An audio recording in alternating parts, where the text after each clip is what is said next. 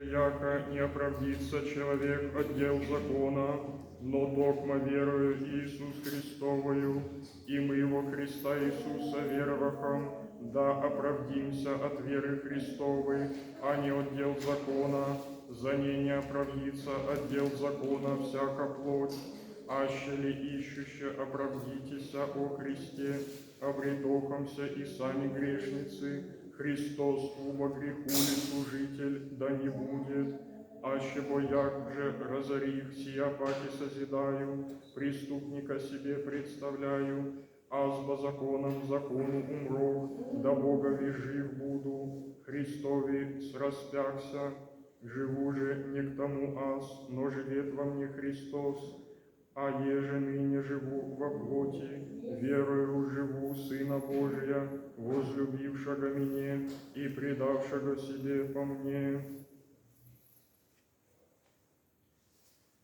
Чадо Тимофея, возмогай о благодати, я же о Христе Иисусе, и я же слышал еси от меня многими свидетелей, сия предашь верным человеку, и же довольны будут и иных научите. Ты, уба, злопостражди, яко добр воин Иисус Христов, никто же по воин, бывая, обязуется куплями житейскими, да воеводе угоден будет, аще же и постраждет, кто не венчается, аще незаконно мучен будет. Труждающемуся делателю прежде подобает от плода вкусите.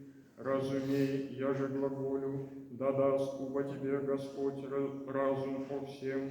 Поминай Господа Иисуса Христа, восставшего от мертвых, от семени Давидова, по благовествованию моему, в нем же злостражду даже до уз, яко злодей, но Слово Божие не вяжется. Сего ради вся терплю, избранных ради, да идти спасение улучшат, еже о Христе Иисусе со славою вечною. Lecture de l'épître du saint apôtre Paul aux Galates. Soyons attentifs. Frères, nous savons que l'homme n'est pas justifié par la pratique de la loi, mais seulement par la foi en Jésus-Christ.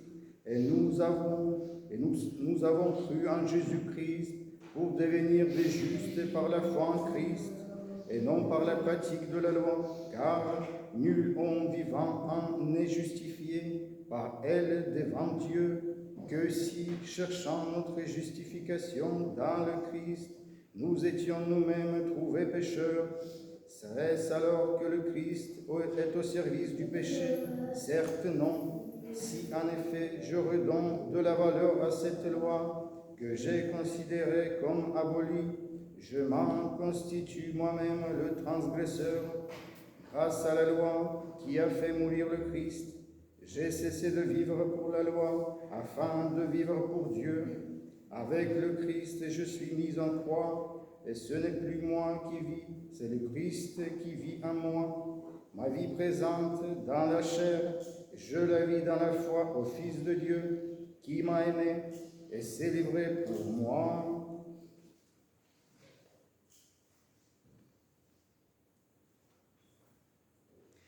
Lecture de la seconde épître du saint apôtre Paul au Timothée. Mon enfant Timothée, puisse toujours ta force dans la grâce du Christ Jésus, ce que tu as appris de moi au témoignage de plusieurs confie-le à des hommes sûrs, capables à leur tour de l'enseigner à d'autres. Prends ta part de souffrance, un bon soldat du Christ Jésus, dans le métier des arts. Nul ne s'encombre des affaires de la vie civile s'il veut donner satisfaction à qui il a engagé, et l'athlète n'est pas couronné s'il n'a lutté selon les règles. Quant à l'agriculteur, il est juste qu'il reçoive en premier les fruits de son travail. Comprends ce que je veux dire. Certainement le Seigneur te donnera de tout saisir. Souviens-toi de Jésus-Christ, Il est ressuscité des morts, ce descendant de David. Voilà mon évangile, et pour lui je souffre jusqu'à porter des chaînes tel un malfaiteur. Mais on n'enchaîne pas la parole de Dieu. C'est pourquoi je supporte tout par amour pour ceux qu'il a choisis, afin qu'en eux aussi, avec la gloire éternelle, ils obtiennent le salut qui est dans le Christ Jésus. Мир вам, читающим. и духами Твоими. Аллилуйя, глаз четвертый, на лице успевает царство истины ради и кротости и правды.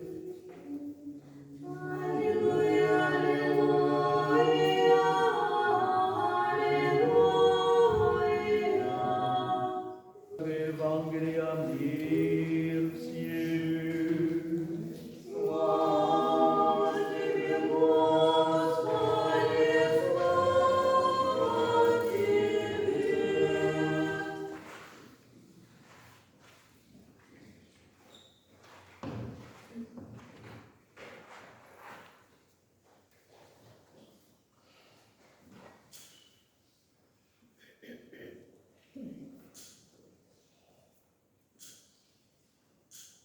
Lecture de l'Évangile selon saint Luc.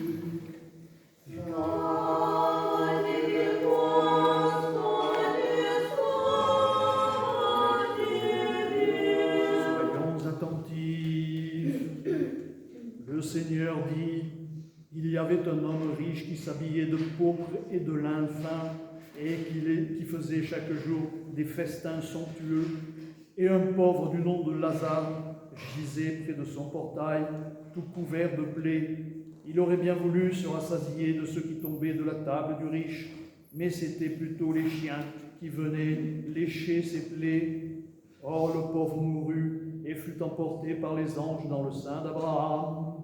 Le riche mourut aussi et fut enseveli. Dans le séjour des morts, en proie au tourment, il leva les yeux et vit de loin Abraham et Lazare dans le sein d'Abraham.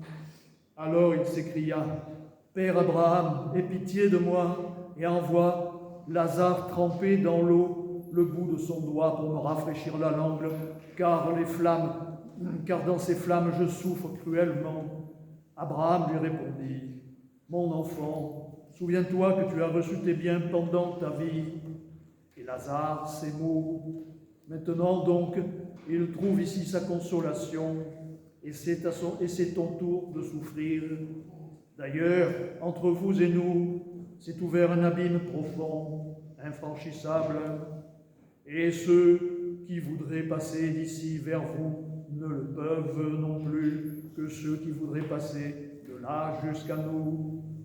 Le riche dit alors, « Père, je te prie donc d'envoyer Lazare dans la maison de mon père, car j'ai 5 frères, et qu'il leur fasse la leçon, de peur qu'ils ne viennent eux aussi dans ce lieu de tourment. » Et Abraham lui répondit, « Ils ont Moïse et les prophètes, qu'ils les écoutent. » Mais le riche reprit, « Mon père Abraham, mais si quelqu'un de chez les morts va les trouver, ils se repentiront. » Mais Abraham lui dit, « S'ils n'écoutent pas Moïse et les prophètes, ils ne croiront pas davantage quelqu'un qui ressusciterait d'entre les morts. »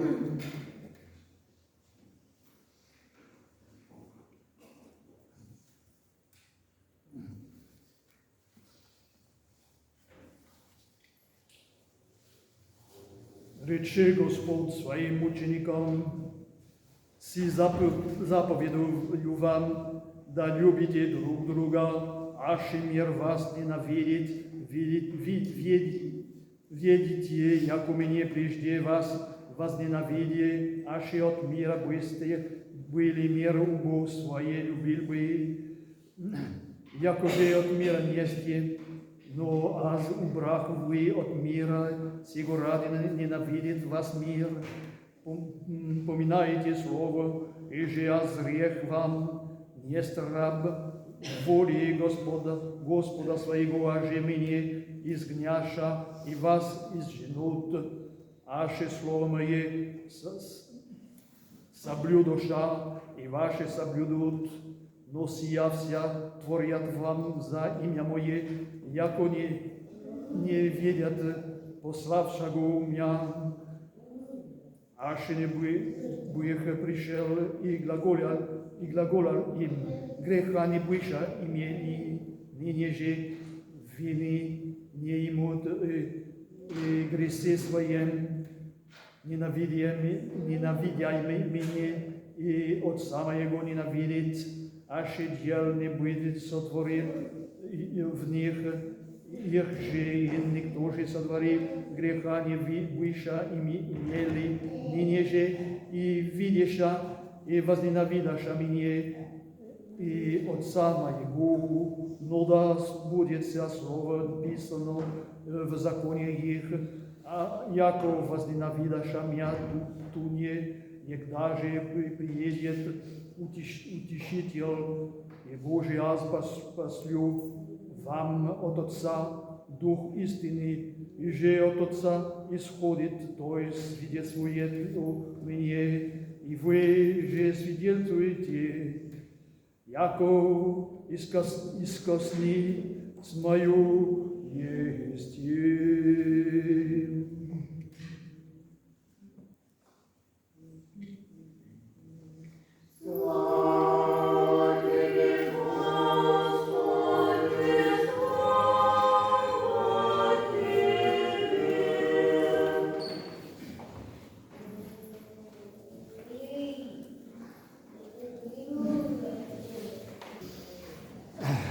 Dans ces épîtres que nous avons entendues, qui précèdent les évangiles, Saint Paul, comme d'habitude, comme souvent, j'allais dire presque toujours, mais comme souvent, nous rappelle, martèle la différence qu'il faut faire entre la foi et la loi. Entre la foi et la loi. Nul chair ne sera justifié par les œuvres de la loi.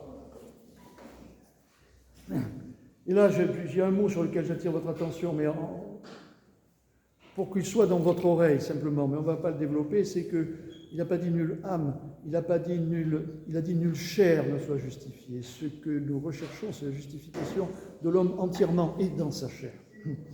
Et donc Saint Paul rappelle que l'homme, la chair, est justifiée dans la foi et pas dans la loi, et que c'est par la grâce seulement que nous sommes vivants.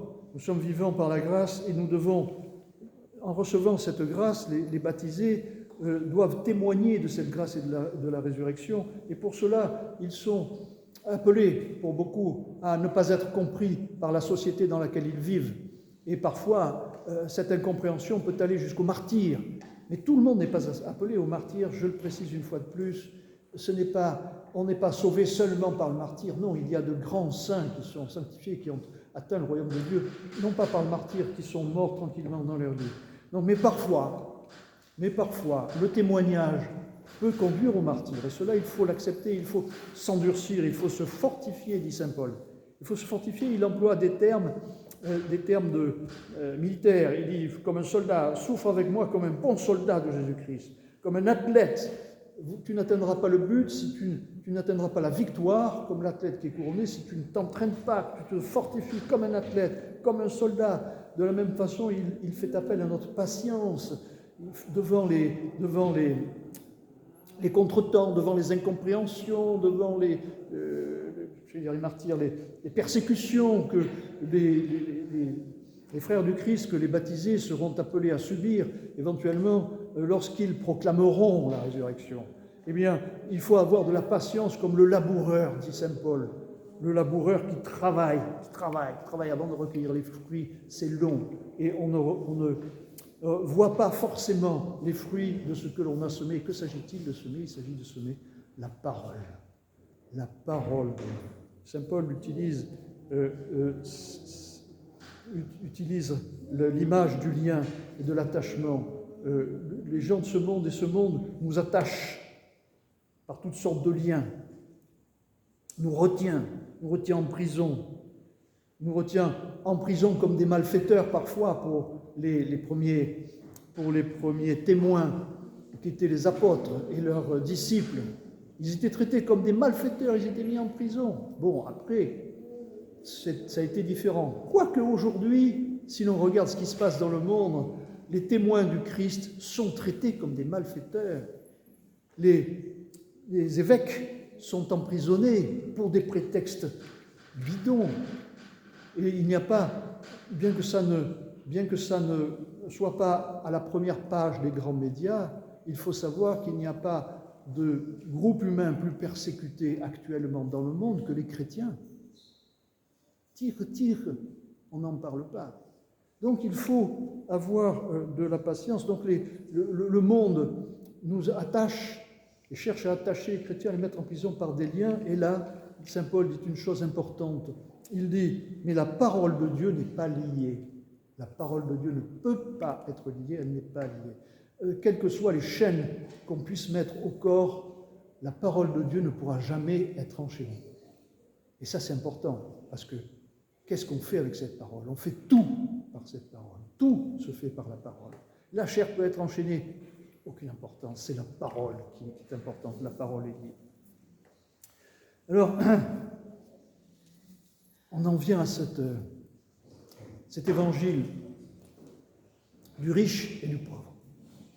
Le riche et le pauvre Lazare qui aurait bien voulu se régaler des miettes, des festins du riche.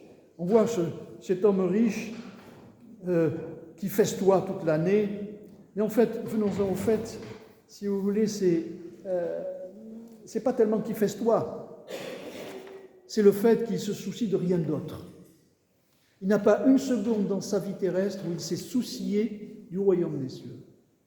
Qu'il festoie ou qu'il festoie pas. Et là, l'image, l'auteur de cette parabole souhaite nous présenter par contraste entre le riche et le pauvre, le très riche et le très pauvre, faire ce contraste pour porter notre attention sur le sujet. Mais tout aussi bien, on aurait pu écrire la même histoire avec quelqu'un qui n'était pas forcément riche, mais qui n'a pas accordé une seconde d'attention pendant toute sa vie au royaume des cieux et à sa vie intérieure et à son âme.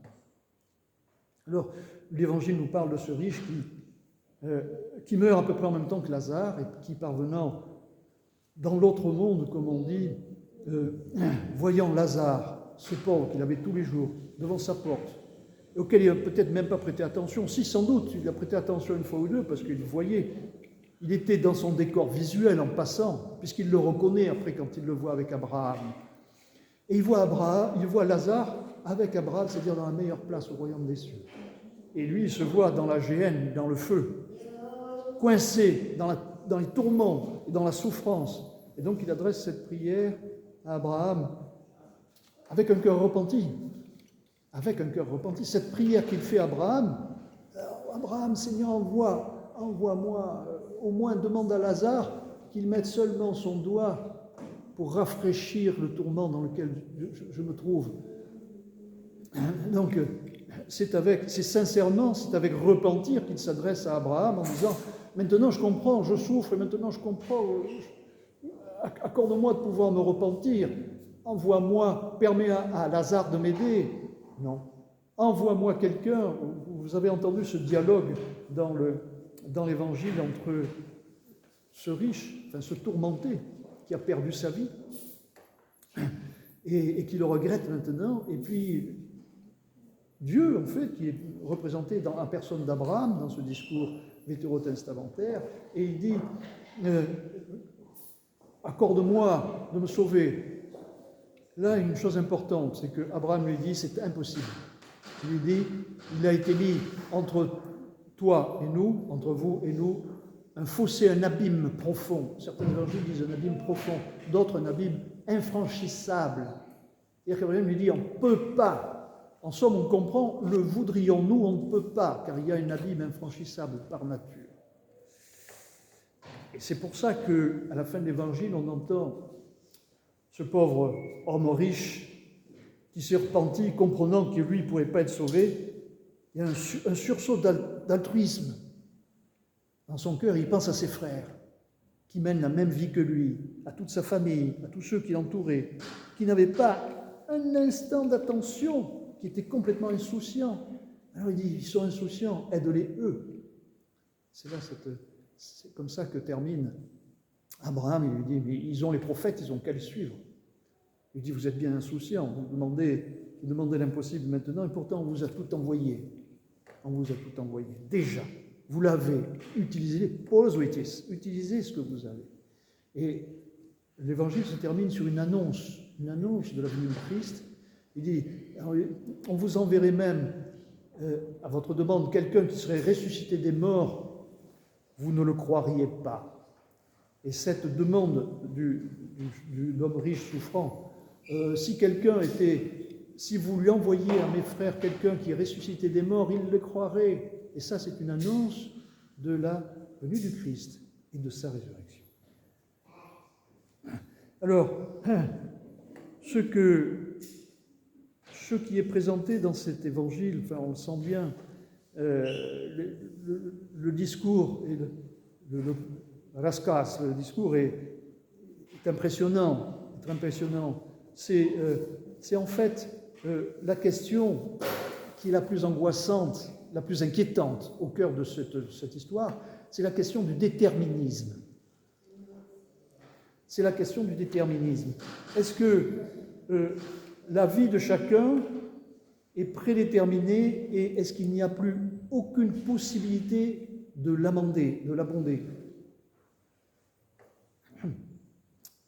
Et Saint Paul parle parfois de façon parfois ambiguë, il dit que nous sommes les élus, les chrétiens sont les élus, et les autres, sous-entendus, ne le sont pas, ils ont été choisis. Saint Paul dit, j'ai été choisi dès le sein de ma mère, et même avant le sein de ma mère, j'ai été choisi. Alors, est-ce que nos vies sont déjà déterminées, même avant notre naissance, comme le dit même Saint Paul? Et est-ce que c'est totalement irréversible? On ne peut rien y faire. C'est toute la question du déterminisme qui est posée dans cet évangile. Et il y a aussi, corrélativement, consécutivement, une deuxième notion qui en inquiète beaucoup d'entre nous.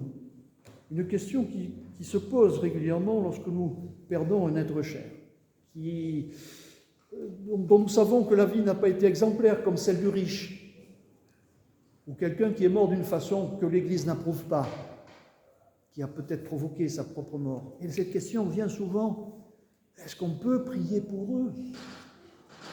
Et est-ce que notre prière sera efficace? Les deux sont liés. Est-ce qu'on peut prier pour ceux dont nous pensons qu'ils ne sont pas encore au ciel dans le sein d'Abraham? Et est-ce que notre prière sera efficace alors que nous venons d'entendre un évangile où celui qui est dans le tourment, perdu dans les flammes de l'enfer, crie, demande à être sauvé, et que Abraham lui-même lui dit, je ne peux rien pour toi? Est-ce qu'on peut le faire? Est-ce que c'est efficace? Est-ce qu'il y a une voie de sortie de cette géhenne pour les âmes qui y sont, qui se repentissent, ou bien, voire les deux, pour celles qui y sont et qui bénéficient de la prière des autres? Est-ce que notre prière peut les aider? Est-ce que notre intercession auprès de Dieu peut les aider? Voilà la question que pose cet évangile. Eh bien, l'Église dit oui, on peut les aider. Il ne faut pas oublier que c'est un évangile, c'est un rasca, cette parabole est tirée de l'Ancien Testament. Et à la fin de l'évangile, l'histoire annonce par une métaphore la venue du Christ.